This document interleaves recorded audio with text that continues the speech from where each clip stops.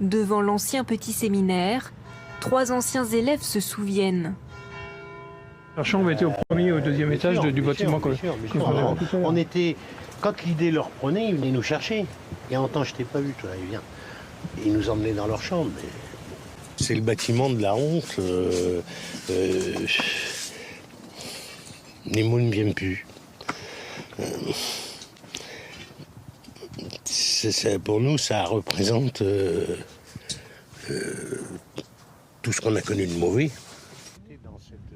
De 1950 à sa fermeture en 1972, le petit séminaire de Chavagne accueille des centaines de garçons de la 6e à la terminale.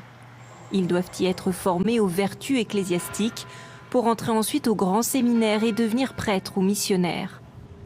On devait avoir un directeur de conscience qui était notre confesseur. Et donc il nous appelait, voilà, il nous emmenait dans sa chambre. Où là, il nous confessait. Et là, il commençait à nous caresser.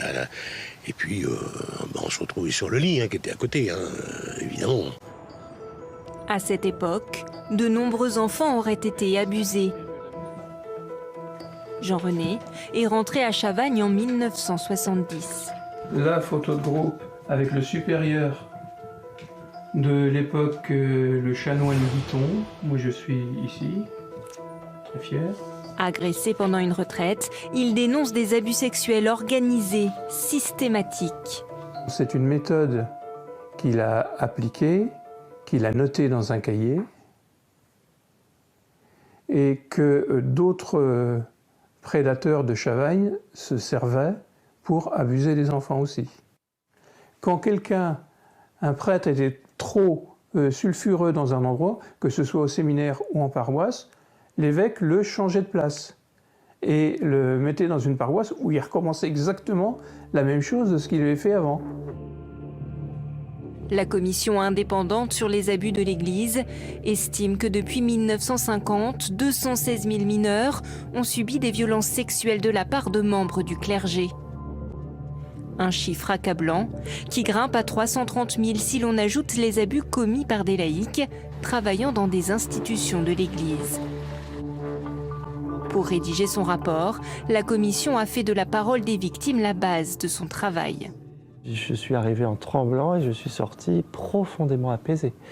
Parce que j'ai eu le sentiment d'être vraiment écouté sur la longueur, avec des gens qui savaient entendre ce que je disais, qui reformulaient, qui cherchaient à comprendre sans aucun jugement.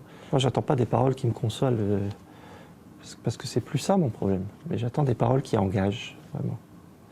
Et qui nous associent dans ce qu'on va faire maintenant. Qu'est-ce qu'on va faire maintenant?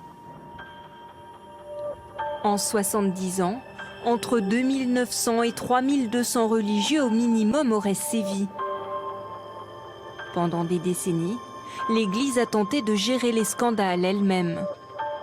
Aucun mécanisme de surveillance, en quelque sorte, de contrôle, n'a existé dans ces circonstances.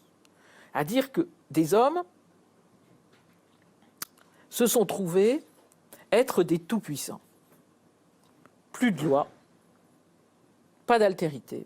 Enfin, ces hommes étaient des dieux. Le rapport remis ce mardi préconise une politique de reconnaissance et une réparation financière propre à chaque victime. Les premières réponses des conférences religieuses sont attendues en novembre prochain.